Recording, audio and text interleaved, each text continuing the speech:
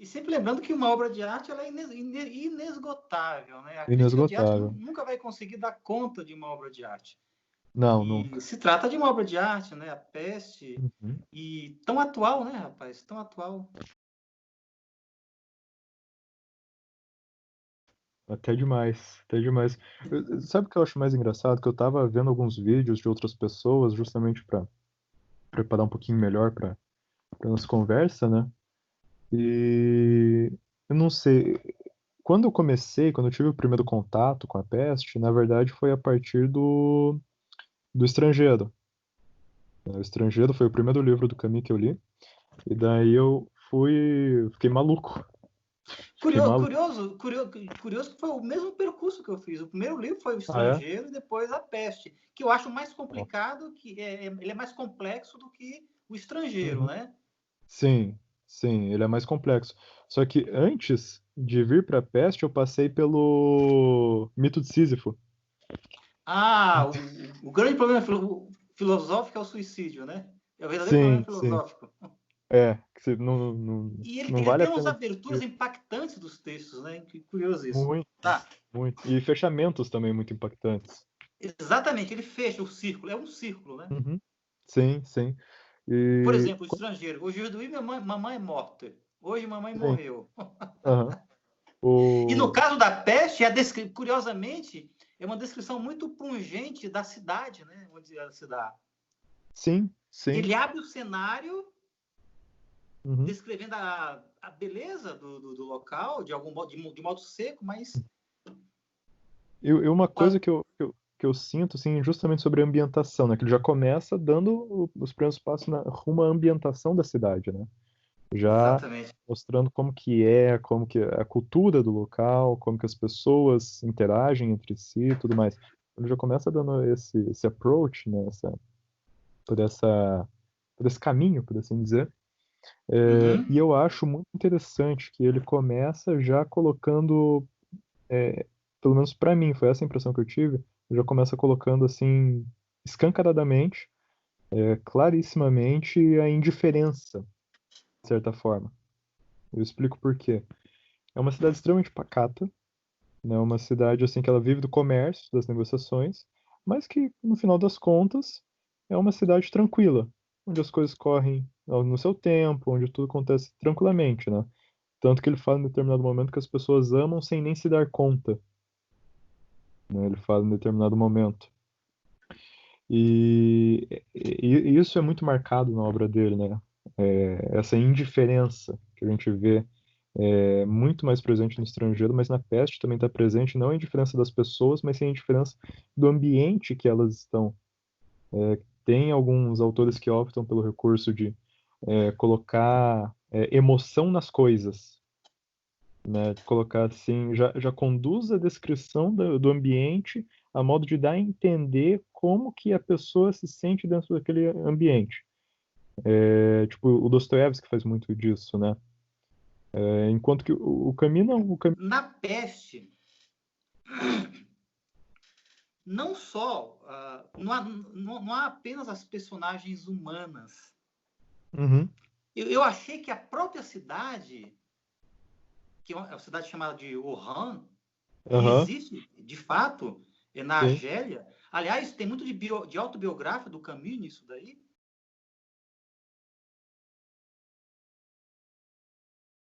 uhum, Essa cidade de fato existe, é muito bonita, inclusive tem uma descrição que ele faz.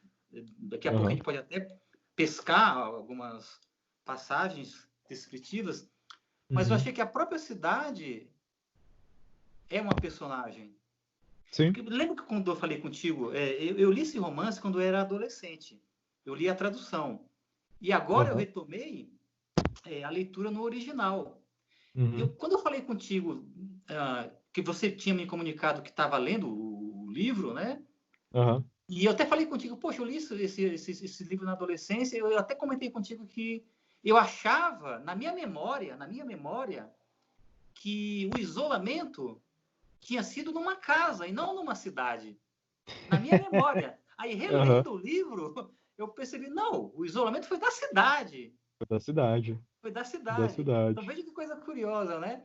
Eu reduzi o espaço, né? Eu reduzi, porque não deixa de ser também, quando uma cidade é isolada, ela se transforma numa casa. Sim, E sim. todos os habitantes dali são os habitantes daquela casa, porque ela foi delimitada. Ela foi Aham. trancada, digamos assim. Aliás, o termo Trancada, é lockdown exatamente. hoje em dia, né? A casa Sim. foi trancada, ou seja, a cidade foi trancada. Uhum. Então, quando ocorre isso, a cidade se transforma numa casa e os habitantes são os moradores dessa casa. E é curioso que, justamente corroborando com isso que você está falando, você nota uma certa monotonia, né? Uma certa rotina que se é estabelecida com o passar do tempo. Então ele sempre ia lá no café, ou então ia lá na prefeitura, ou então ia mais pro meio do livro, ia na igreja, daí mais pro meio do livro ele começa a mostrar um pouco mais como que é a rotina no hospital, né? Naquele hospital de campanha. Exatamente, né? Então, E aí, realmente, assim como André, os cômodos, né? Ele tá sempre sim. indo nos mesmos lugares. E aí, você tocou num ponto importante, que tem uma expressão dele, em alguma parte do livro, que se trata da peste, não é Uhum, mesmo? sim, E o curioso é que o primeiro sinal dela é um rato que aparece morto. Aí depois certo. vários ratos vão aparecendo mortos, e aí uma Um multidão de enxurrado, ratos mortos, é, né? aham, Até que resolvem dar fim nele, nos sim, ratos, né? sim. Só que aí Até que, depois as pessoas começam a morrer. uhum, E ele é tão preciso que ele descreve exatamente o que está acontecendo hoje em dia. Ou seja, no começo as pessoas não acreditam. Aí depois vem a palavra peste. Aí começa a uhum, morrer uma pessoa, 10, aí 20, aí 100, 200, 300, aham. né? E é engraçado que as pessoas têm um choque, as pessoas se escandalizam, se horrorizam, só que daí Exatamente me o medo, remete, né? O desespero. medo, sim, só que daí depois me remete lá na Hannah Arendt, né, que a pessoa se acostuma, a pessoa se Exatamente. habitua, e E daí isso que eu deixa ia de... falar. E Uhum, a expressão dele é monotonia do desespero. sim, Tem um sim, momento que a coisa é desesperadora, só que aquilo lá vira parte do dia a dia. sim.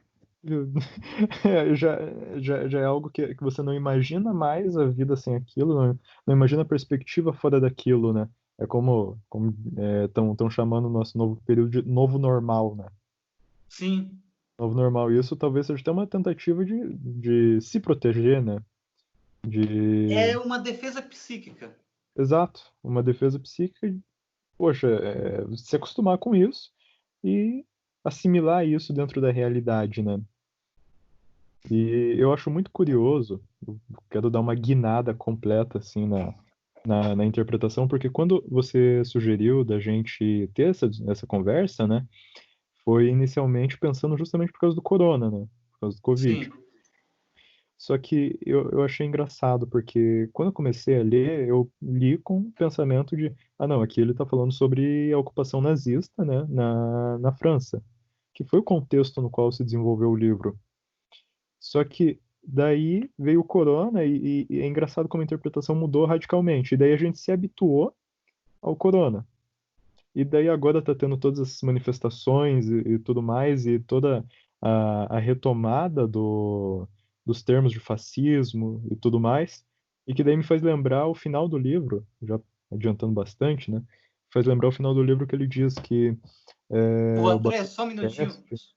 Ah, Tá acabando a bateria do celular aqui, rapaz. Vou ter que pegar o carregador. tranquilo, tranquilo. E daí eu fui dar uma reolhada no livro. É engraçado que já foi, já me remeteu a outra coisa, né? Já me remeteu realmente ao fascismo, que é mais ou menos o contexto no qual o Camus escreveu. Só que é curioso como duas coisas que teoricamente não tem nada a ver uma com a outra, né? Uma crise sanitária e o fascismo, eles acabam dando tanta margem à obra do Camus, que foi escrito há anos, né, há décadas já, mas mesmo assim é uma obra tão rica que você consegue ter várias, múltiplas interpretações ao mesmo tempo, analisando a mesma realidade, apenas olhando para pontos levemente diferentes, né? É, eu não gosto dessas interpretações que tomam a obra como alegorias disso, daquilo. Claro, o Aham, próprio Camus deu a dica de que talvez o romance, a peste, fosse uma alegoria da ocupação nazista em Nazista, sim. Paris, na França, durante a Aham. Segunda Guerra Mundial, porque o romance até se desenvolve na década de 40. Ele dá essa Uhum. dica no início do romance. Sim, Mas sim. mesmo que o autor tenha feito isso, eu acho que a obra ultrapassa a mera Uhum. alegoria. Ela Sim. simplesmente é uma obra que trata da peste, de Uhum. como as pessoas se comportam numa situação limite, numa situação, e aí entra uma característica do Camus, numa situação de absurdo, porque era Sim. uma cidade feliz, à beira-mar, um porto próspero, e de repente aquilo tudo para. E aqui talvez seja o gancho para a gente pensar o seguinte: o Camus, ele tinha formação filosófica. Tinha, sim. Ele fez doutorado em filosofia Aham. e com uma tese sobre Agostinho. Era isso que eu te perguntar se você lembrava a tese dele. O título eu não lembro. Agora, Não, mas foi em quando Agostinho? Agostinho.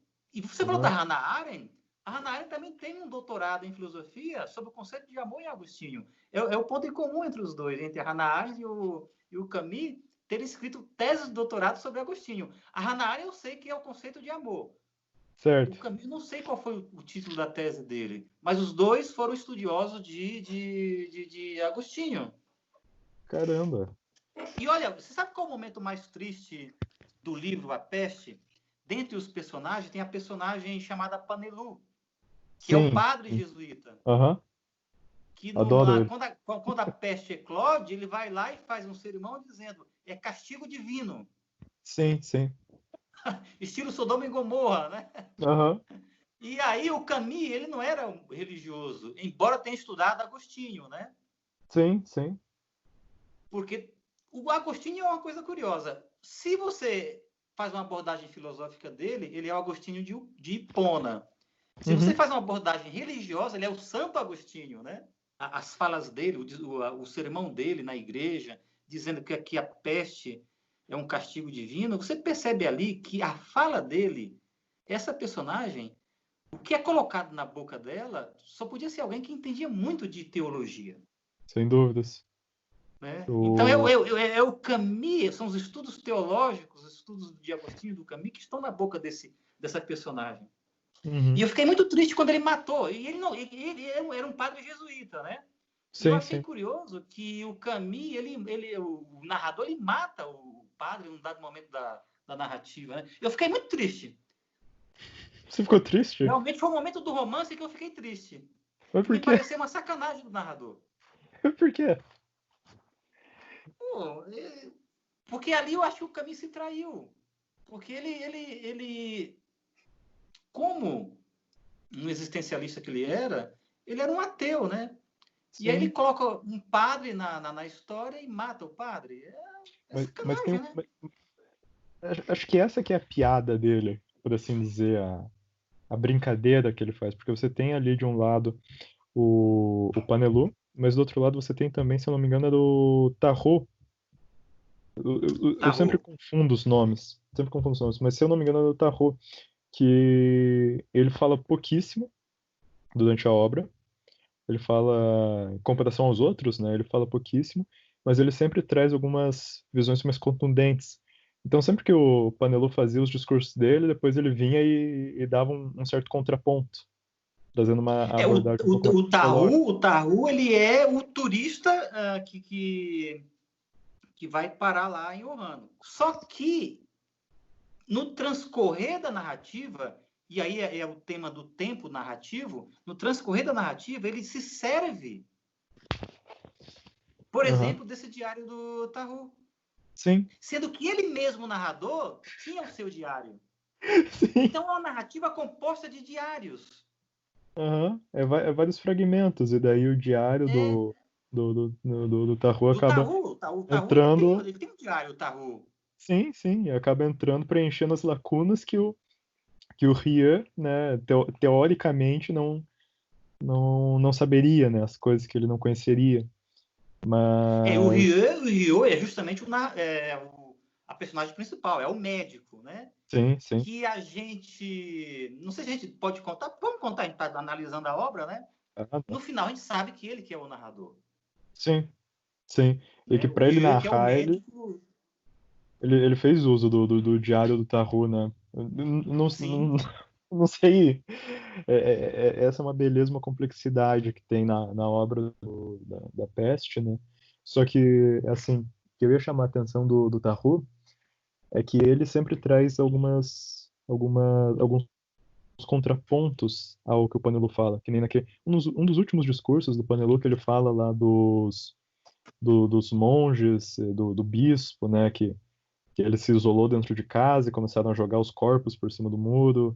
Ele fala dos monges que eles estavam cerceados por islâmicos e, e daí eles resolveram ficar. Muitos abandonaram, mas tiveram o mosteiro, mas alguns resolveram ficar, né, lá e defender porque a fé era grande e tudo mais. O Tahu depois ele faz uma outra análise já contrabalanceando, né, falando da criança com os olhos vazados, que para mim é a parte do livro que mais me marcou.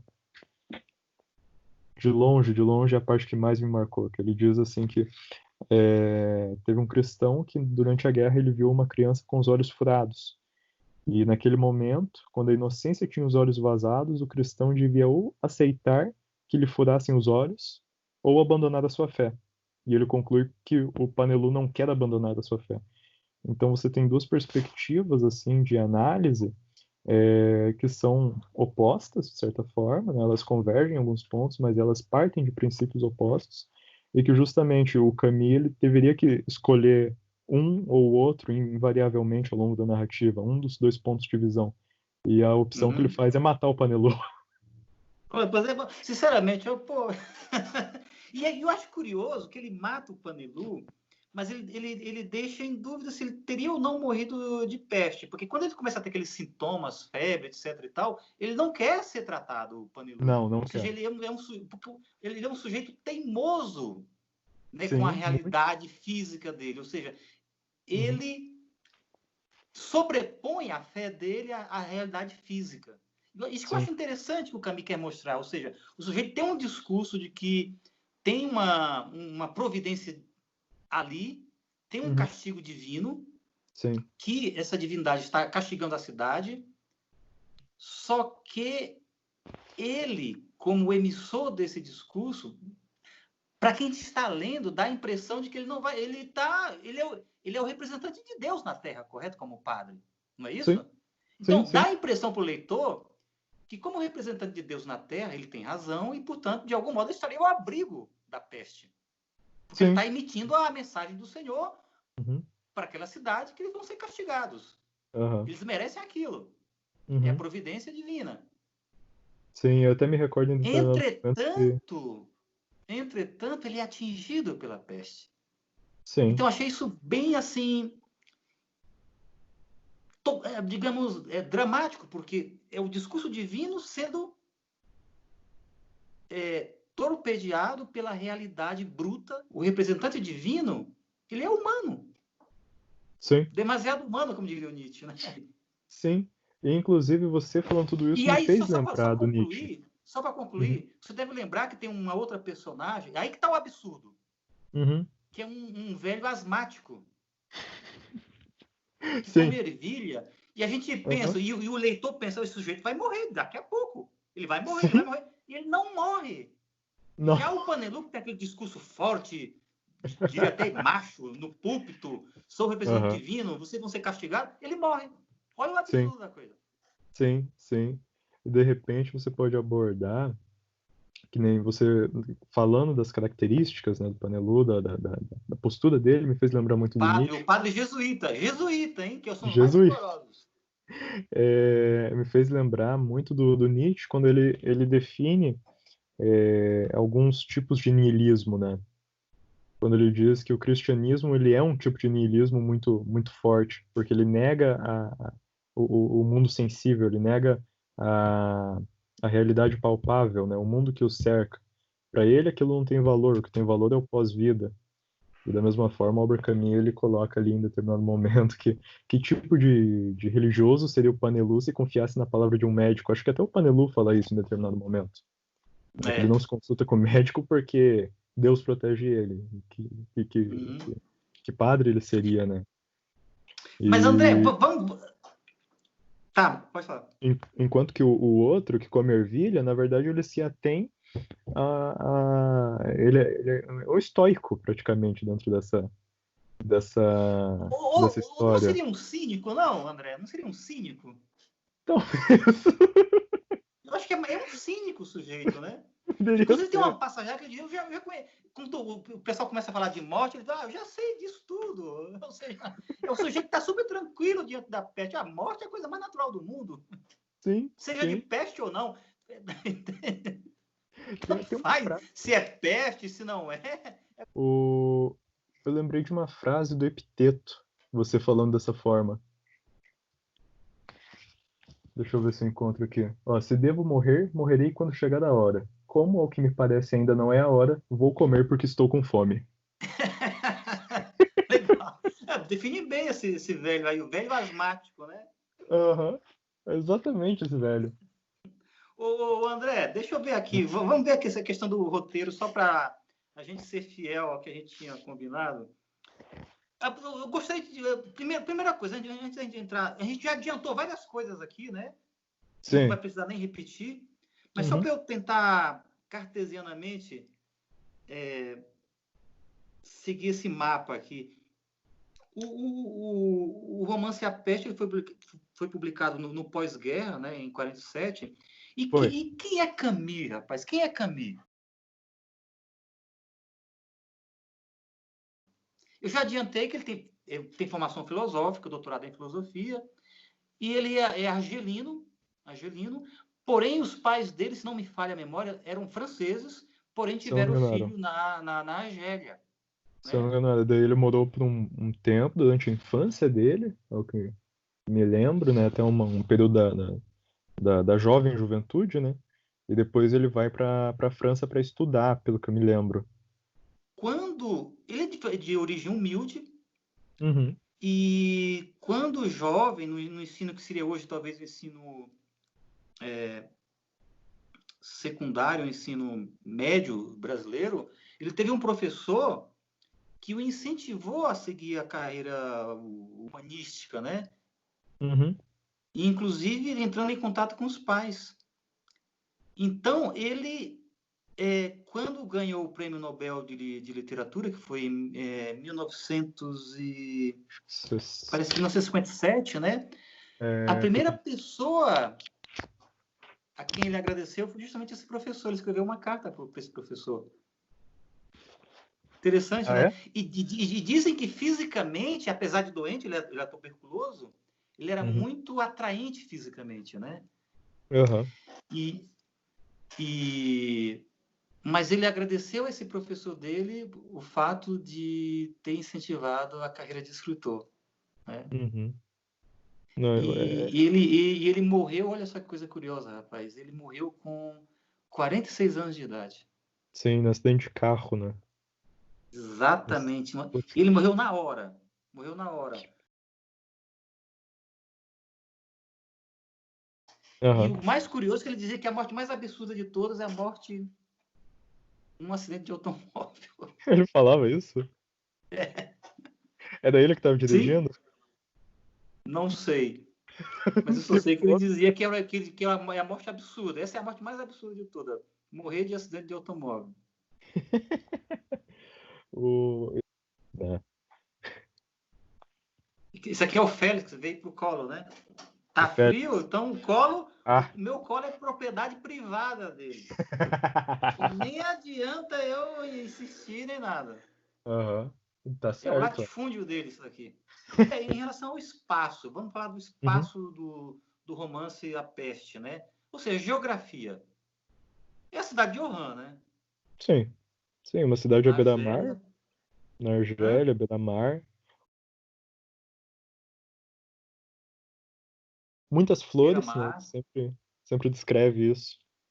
Que eram muitas flores. É, E... exatamente. E aí, olha só. Aí eu já passo por uma anotação que eu fiz aqui, ó. Num dado momento ele diz o seguinte, ó. Cette cité sans pittoresque, sans végétation et sans âme, finit par sembler reposante on y s'endort enfin. Ou seja, essa cidade pitoresca, sem vegetação e sem alma, parece repousar. Uhum. Ou seja, nada de pitoresco, sem vegetação e sem alma. Porém, bela por estar no meio de um planalto, diante de montanhas e com mar por perto. Uhum. Que é preciso ir procurar, pois a cidade deu as costas para a sua baía. Ou seja, é uma cidade à beira-mar, porém ela, claro, é África, e por ser África, a vegetação ali não é frondosa, né? Não, não. Não é frondosa. Mas, E, aliás, esse é um outro elemento desse espaço em que se desenvolve a história. É uma cidade quente, com muita luz, África, né? Muita luz, mas sem vegetação. Muita luz, África, sem vegetação, porém banhada pelo mar. Uhum. Mar esse que a cidade deu as costas. Exatamente, que deu as costas. E olha que coisa interessante. Talvez na cena mais bela do romance, em meio ao ápice da peste, você se lembra que o Rieu, o narrador, né, sai para tomar um banho de mar. Sim. Com o Tahu. Enfim. Fala dos gatos também. Dos gatos, né?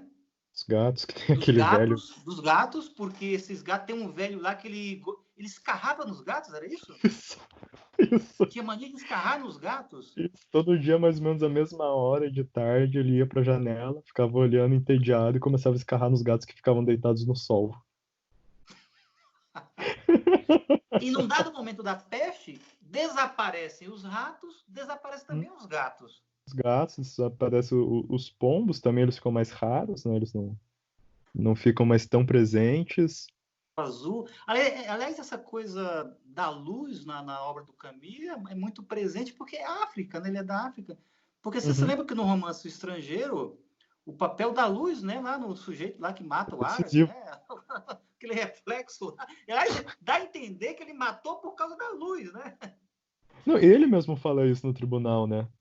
Pressionam ele, por que você matou, por que você matou? E ele não sabe dizer, né? Ele não sabe, tipo, matei. Não sei por quê. É de tanto pressionar ele que ele não aguenta mais ser perguntado por isso. Foi por causa do sol. Você sabe onde tem uma luz assim, ô André? Não sei se já foi pro Nordeste. Nunca fui, infelizmente não. Rapaz, se você for no Recife, você vai ver o que é luz ali, né? Ah, é? Aquilo ali é luz, Florianópolis também, viu? Tem uma luz acachapante. Estilo daquela luz que levou o sujeito a matar o árabe lá.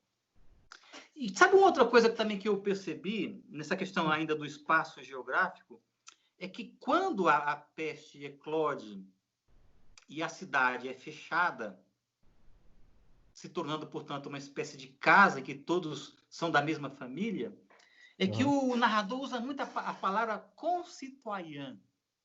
Eu não sei como que o tradutor traduziu, mas concitoyen é concidadão, né? Esse com aí remete, na minha opinião, à palavra compaixão. Então a gente nota que o narrador, que é o Rieu, o médico, ele tem uma compaixão pelas pessoas que estão sendo afetadas por aquela situação. Sim. Apesar de uma certa frieza dele. Mas muito há um grande toque de compaixão na narrativa. Ele, como narrador, se compadece. Embora, como personagem, ele tem uma certa frieza cartesiana, digamos assim.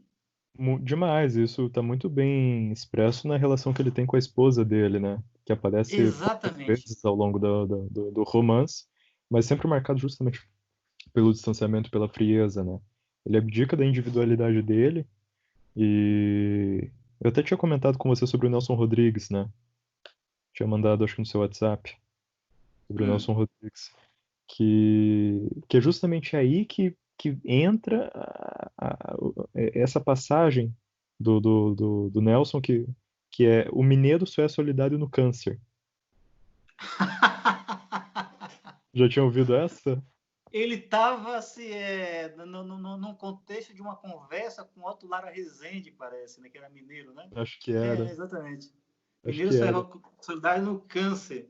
Da solidariedade. Então, de repente, essa tentativa de. Essa tentativa não, ele consegue fazer com maestria até essa coordenação dos esforços para conter a pandemia, seja nada mais nada menos um mineiro que está com câncer quer ser solidário, porque olhando o sofrimento dos outros, aquilo diminui o próprio. Entende que ponto que eu quero Ou então o chegar? câncer ou então o câncer é o dos outros. Aí ele é solidário nesse momento. Você pode pensar em pessoas que em momentos de dificuldade elas assumem um papel mais relevante do que elas anteriormente tinham. Elas se engrandecem, entre aspas, nesses momentos, né? Elas se engrandecem, mas ao mesmo tempo que elas Mas se engrandecem, elas estão mais prejudicadas. Sabe? São pessoas que estão extremamente será que já não prejudicadas. estavam prejudicadas no sentido de que elas não eram grandes, digamos assim, aos olhos da sociedade e talvez aos olhos delas mesmas. Mas quando surge um momento limite como esse, ao desempenharem o papel ao qual elas estavam destinadas, no caso, o médico aí, com uma relevância maior do que antes, elas se engrandecem. Mas depois, quando acaba a peste, dá a impressão de que voltou tudo ao que era antes e, portanto, elas têm a sua grandeza diminuída. E, de certa forma, Entende? é até meio amargo ali no caso da forma como a peste Sim. acaba. É amargo porque todos os esforços dele não chegou a lugar nenhum. A peste foi sozinha, não foi através do esforço médico que ela.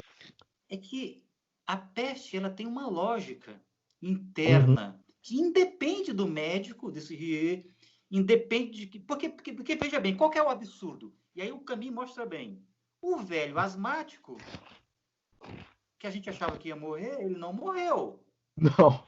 E O tem uma Panelu, criança lá, que é filha de um nossa, do desembargador, prefeito ou do que juiz. morre.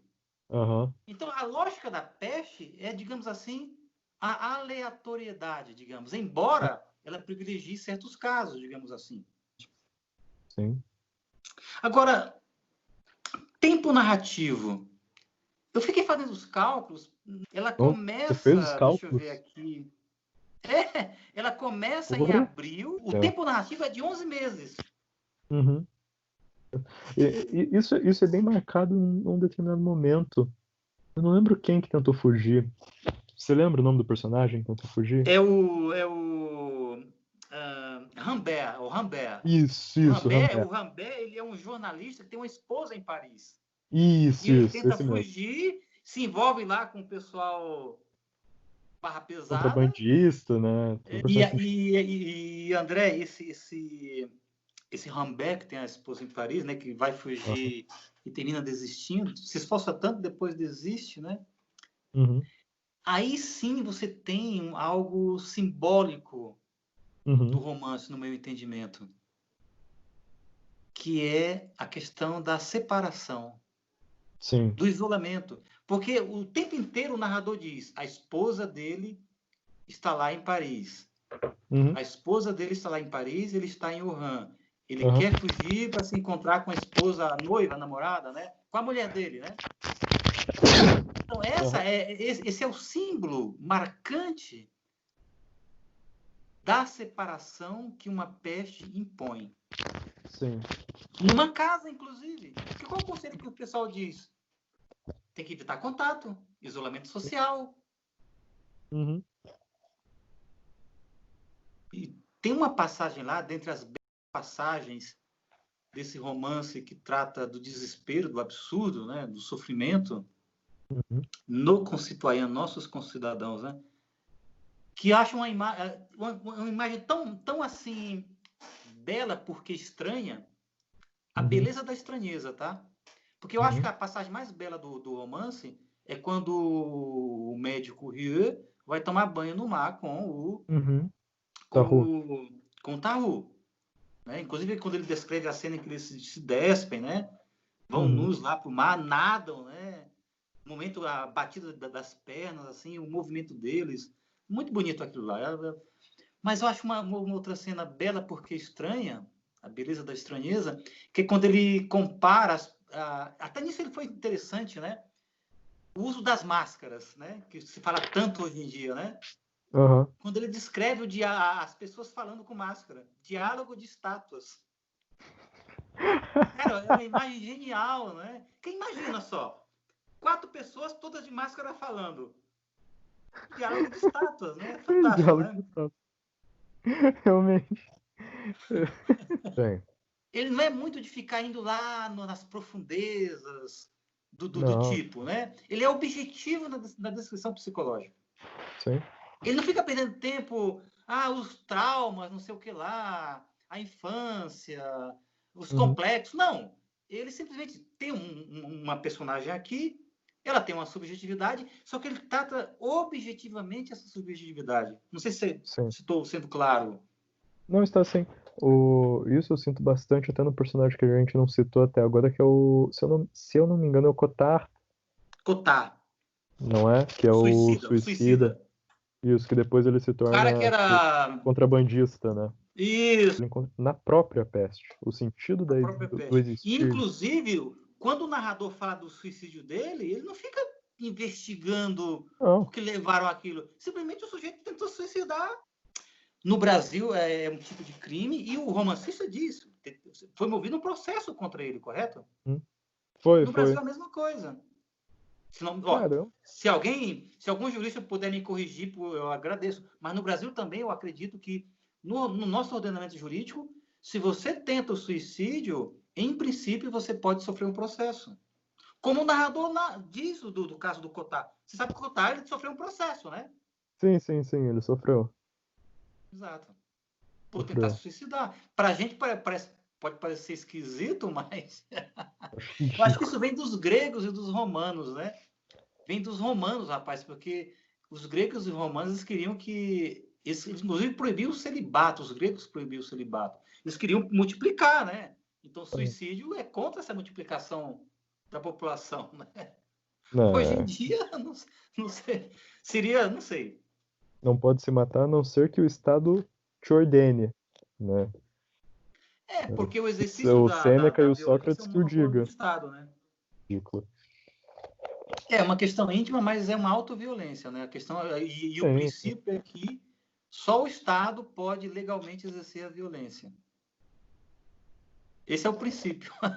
É, esse é o princípio.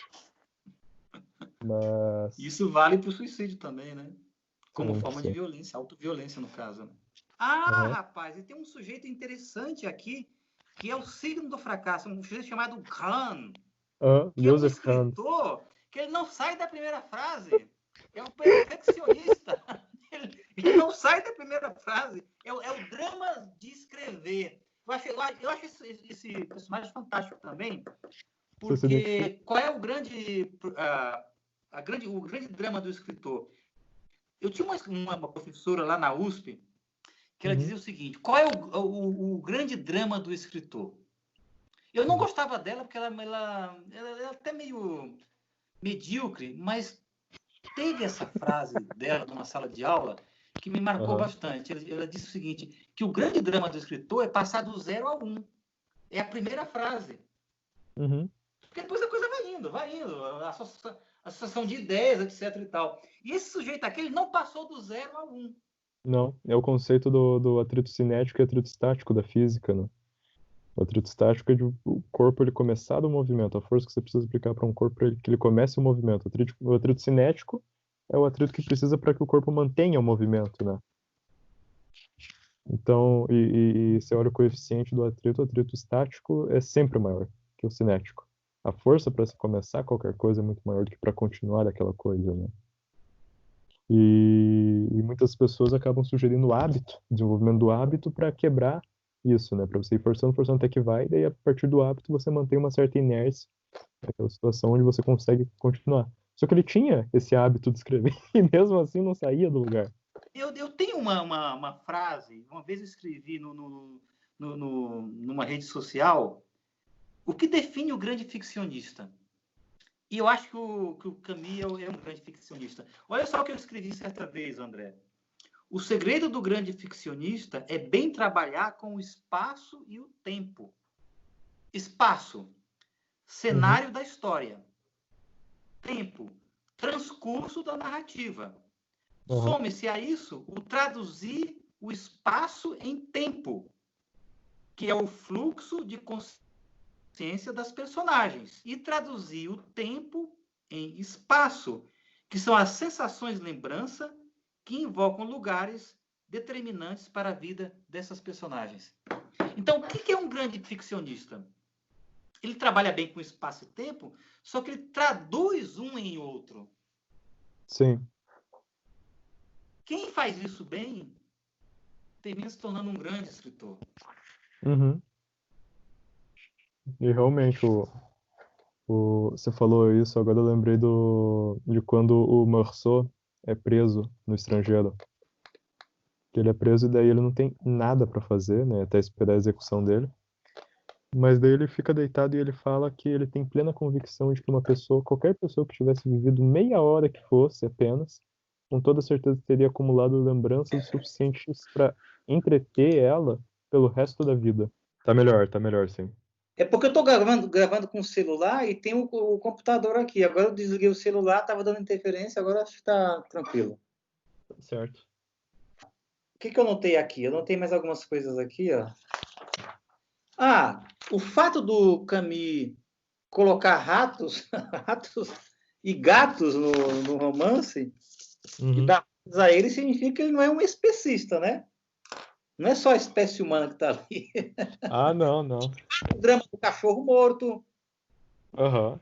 os gatos que são cuspidos e os ratos. Sim. Por mais que seja uma coisa nojenta, ele descreve o drama dos ratos também, né? Descreve que eles fugiam dos bueiros para morrer todos juntos na rua, né? E ele descreve também a morte sangrando, inclusive, né? Sim, morte terrível. Morte terrível, que é uma alegoria do que vai acontecer com os seres humanos, né? Sim. Então, nesse aspecto, ele tem esse olhar para os animais, ratos e cachorros. Porque o cachorro lá, numa mancha escura que ele fala, ele não é muito explícito, né? Na morte do cachorro, né? Mas o leitor que está acompanhando tenso ali o romance, ele sente aquilo lá, né, rapaz? Sim. Porque é impactante a cena, e você chamou muito bem a atenção dela. Ele é muito impactante, embora ele não descreva o sofrimento do cachorro morrendo. Mas a gente imagina, né? Uma poça escura. Ele nem fala o termo sangue, né? Não. Eu acho que não. Eu tenho uma teoria. O cara que... Se ele vai se suicidar, ele tem que fazer o trabalho bem feito, né? Porque se ele faz mal feito, significa que ele não estava querendo morrer, estava querendo só chamar a atenção. Concorda comigo? Não. Tem que ser... Não, André, o suicida, ele tem que fazer um trabalho bem feito, ele não pode escapar. Sim, porque se ele escapa, significa que ele estava querendo só chamar a atenção. Aí que tá. Agora a gente voltou para 13 de agosto de 1772, que é o dia que o Werther e o Alberto discutem sobre o suicídio. Mas, assim... O verdadeiro problema filosófico, segundo o Camus, né? Sim. O único válido, na verdade, né? Porque ele nunca viu ninguém morrer por uma causa ontológica. Peraí que tá acabando a bateria aqui do meu computador. Mas, assim... O suicida tem dois tipos, né? Você tem o suicida premeditado e o suicida desesperado, por assim dizer. Você tem a pessoa que ela é convicta de que a vida não vale a pena ser vivida, e a pessoa de que ela tem algumas dúvidas, mas ela tem essa certeza latente, de certa forma, vai e volta. A maioria dos suicídios que acontecem, eles acontecem com a decisão da pessoa nos últimos 3 minutos, 5 minutos. Então, a maioria dos casos de suicídio, até mesmo suicídios bem-sucedidos, são decisões que são tomadas praticamente no ato. A pessoa tem uma tendência, ela tem uma certa predisposição, ela indica traços, às vezes ela busca ajuda, ela busca coisa, mas é um momento de fraqueza que acaba se aprofundando e a decisão final é tomada muito rapidamente. Ah, é? Sim, Sério? sim, a maioria dos casos de suicídio, eles são É tomados isso, ali nos últimos instantes. nos últimos instantes? Nos Mas o últimos pessoal instantes. mensagem, escreve, muitas Isso, vezes falam. sim, Porque o que eu li também é que o suicídio uhum. ele dá vários avisos. Dá, não, isso é verdade. Só que as Isso é pessoas não verdade. ouvem, não é sério. Então, como é que pode ser Uhum. de hora para outra? Por isso que eu acho que o suicida que não chega a bom termo, ele é um incompetente, né? Cara, isso me lembra o Schopenhauer. O Schopenhauer dizia o seguinte, olha, na metafísica da natureza dele, ele dizia o seguinte, há uma essência cósmica, que ele chamava de vontade, que é uma atividade que está em curso, e essa atividade cósmica, ela se objetiva em mundo. Aí surgem as espécies, surgem os indivíduos, e em algum momento imemorial, o mundo vem à tona, através dessa atividade. Só que ele diz o seguinte, existe um escalonamento dos seres, porque essa atividade cósmica, que é a vontade, ela se objetiva em ideias, que ele chama de ideias platônicas. E essas ideias, elas correspondem às espécies da natureza. Ele chama isso de atos originários da vontade. Então, o que ele diz é o seguinte, o mundo ele tem matéria, e essas ideias, para se objetivarem, ou seja, para que os indivíduos as representem nesse mundo que a gente está vendo diante de nós, disputam por espaço. E o que é o espaço? É matéria. Conquistar matéria é conquistar espaço. Sim. Só que o ser humano, quando ele vem ao mundo, de algum modo, ele teve de lutar, a ideia dele de ser humano, né? Teve de lutar com ideias mais primárias, mais básicas, que são as forças da natureza, as forças, as ideias inorgânicas. Então, o ser humano, na verdade, ele conquistou ideias mais básicas. Certo. O ser humano, enquanto um organismo, enquanto um indivíduo, ele só é possível porque, antes de ter surgido no mundo, de algum modo, em termos metafísicos, ele conquistou matéria, Uhum. ideias mais básicas, como ideias inorgânicas. Uhum. Mas o que acontece? O organismo humano, por conta dessa conquista primária, ele termina sendo um campo de batalha entre a ideia de ser humano e essas ideias mais básicas que perderam, em princípio, a batalha pela Certo. matéria. E elas foram Certo. dominadas pelo indivíduo, enquanto Uhum. organismo. O André dominou, o Jair dominou ideias mais primárias. Só que essas ideias estão em nós, Uhum. foram conquistadas. Só que elas, o tempo inteiro, elas estão num estado subversivo. Uhum. Elas querem reaver a matéria que, em princípio, era delas. Certo. Porque eram elas que estavam mais próximas da matéria bruta, entende? Uhum. Sim, sim. E o... é daí que desemboca o Nietzsche, né? E a peste é um Uhum. momento em que essas ideias mais primárias, esses organismos mais básicos, conquistam aquilo que lhes é temporalmente de direito. Certo. Então, a vida é uma batalha constante entre essas ideias mais complexas que somos nós, humanos, Uhum. e aquelas ideias que foram conquistadas, que são os micro-organismos, no fundo, o inorgânico. Então, por isso que o Certo. Schopenhauer vai dizer, e depois o Heidegger vai plagiá-lo, Uhum. o ser humano é um ser para a morte. É isso que define a vida. Somos seres para... Isso é uma obviedade, Uhum. mas metafisicamente se justifica isso. Sim, Porque, sim. em algum momento, essas ideias mais básicas que estão em nós, elas vão ganhar a batalha. Uhum. Porque, de princípio, elas têm direito a isso. Elas chegaram primeiro no terreno, entende? Uhum. Sim, sim. Eu uso o capião. Uso o capião, elas têm direito àquilo ali. Estão há mais Uhum. tempo ali. Sim. Então, aí isso me remete, por isso que eu me lembrei quando esse encerramento do Camus, esse bacilo está nos móveis, está na roupa, e espera pacientemente nos quartos, nas caves. Ora, na caves? Não, não, na cave não. Não, tá. Le Cave, tá Não, aqui. não, não, nas caves não. No- no- nos cobertores. E um dia, uma cidade feliz Uhum. será de novo assolada pela peste. Isso me Sim. remeteu um pouco, Raul, entende? Bonito. Sim. Me remeteu. Por... Mas assim, tinha uma aula na aula de redação, às vezes o professor entregava um texto e falava, então, pessoal, vamos cortar esse texto. E um autor que ele trazia muito era o Dalton Trevisan. Eu gosto do Dalton, mas Eu embora eu também ache gosto. ele, agora, às vezes ele fica um pouco meio repetitivo, mas ele é bom, ele é Sim, bom. sim. E os outros, só um parênteses, tá? Antes Uhum. que continue. Quando eu dava aula na PUC, eu falava para o pessoal, gente, vocês querem conhecer Curitiba? Leiam Dalton Trevisan. É Uhum. o Nelson Rodrigues de Curitiba, porque ele disseca o que é Curitiba quando você abre a cortina. Curitiba vive muito de imagem, né? Você conhecer Curitiba de verdade, você tem que ir É dando uma os passos ali. cortina, tem que abrir a cortina. Tem.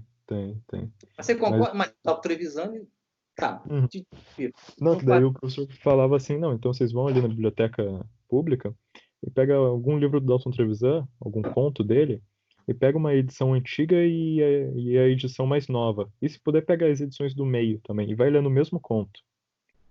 E é curioso que você vai lendo o conto do Dalton Trevisan, cada edição ele vai cortando mais palavras, sabe? Ele vai cortando mais coisas, tentando deixar o texto mais enxuto. Deixa eu perguntar uma coisa.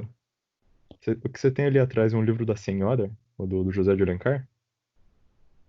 onde? Laranja, amarelo, laranja. Laranja. Deixa eu Um, ver. dois, três. Aqui, o terceiro Aqui? Isso aí. Aham, esse mesmo. Não, mas aqui é o Quincas Borba do Machado de Assis. Ah, graças a Deus. Esse José de Você não Alencar é muito chato, pelo amor de ficou Deus. traumatizado lá no ensino médio? Quê? Ficou traumatizado com o Machado de Assis no ensino médio? Não, não. O Machado de Assis eu adoro. Eu odeio o José de Alencar.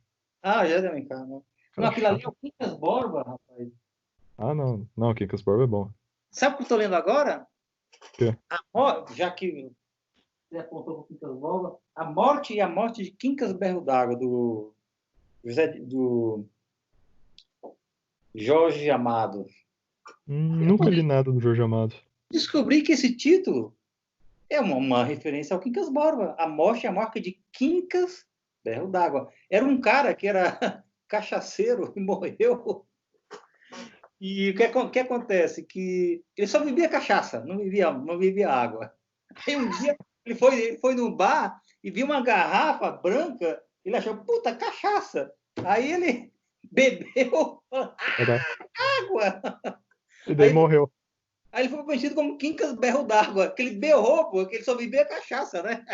E achava que aquela coisa branca era cachaça, não? Aham, sim. Não envelhecida. Aí ele bebeu, quando ele bebeu, ele deu um grito assim que a cidade inteira ouviu. É água, é água.